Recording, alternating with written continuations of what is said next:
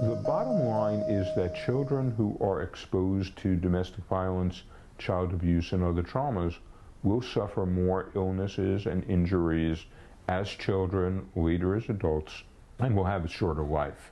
The ACE study is actually the largest medical study of its kind, about 17,000 people.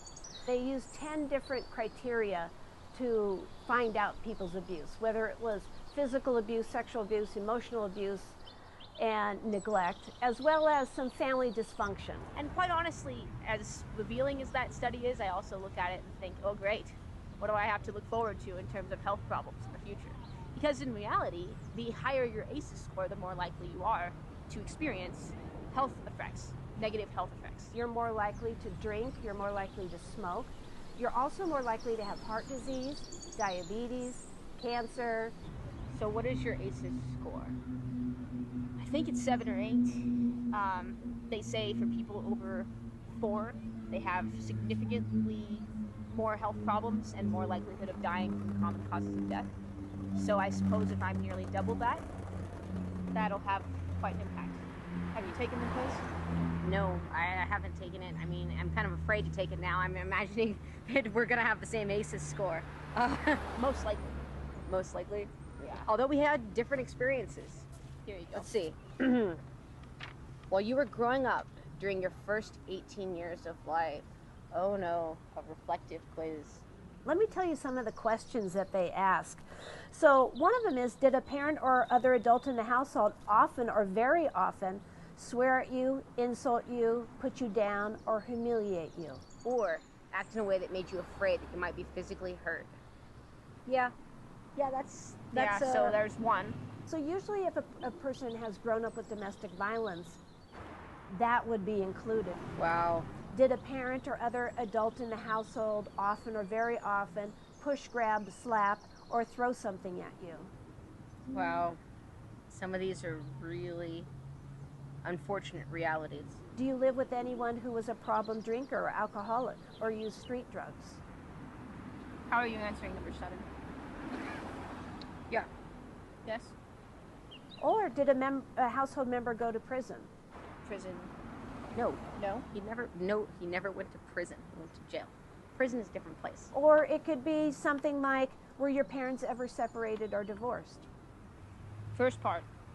Yes. All right. Well, Yes, and I was there. yeah, okay. Yes. So if you have 1, 2, 3, 4, or more than 4, we know that further down the road you are more likely to use drugs or drink or smoke to cope with that. Those are coping mechanisms. All right. I You're mean, right. at least. No, you're right. Not always She's someone. right. Yes. We was have an yes. 8. Yeah. Yes, we have 8.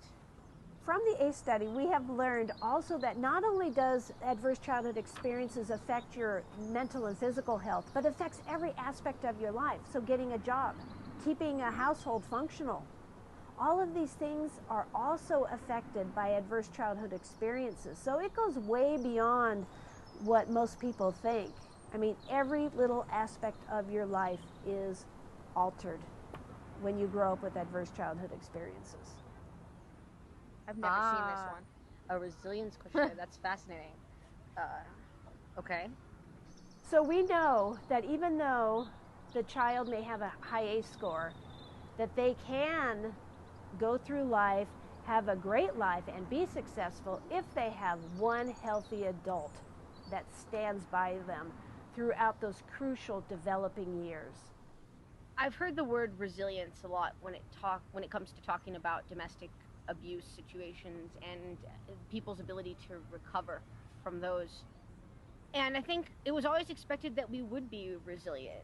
And we were really lucky that we had so many family members who actually were loving and compassionate towards us and sympathetic witnesses who understood the situation that we were in and still showed us sympathy and love.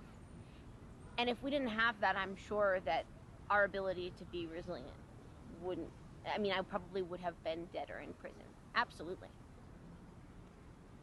It's so simple, and it's right in front of us, and we can't ignore it anymore.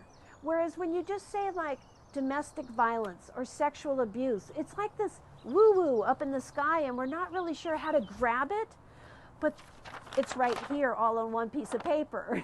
And it's it's not all this complicated math.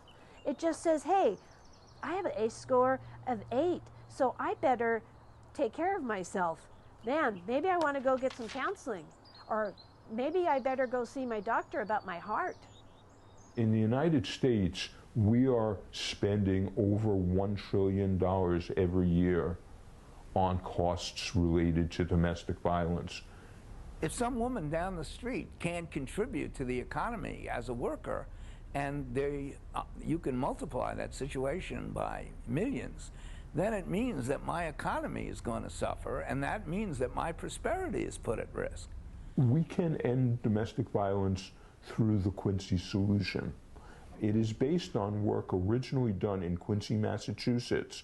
A district attorney by the name of Bill Delahunt noticed that at a nearby high security prison, virtually every prisoner had a childhood history that included domestic violence and often sexual abuse. And he believed that if he could reduce domestic violence, he would reduce all crime. And that's exactly what happened. Bill Delahunt was really one of the leaders in creating the Quincy program. And a county that had averaged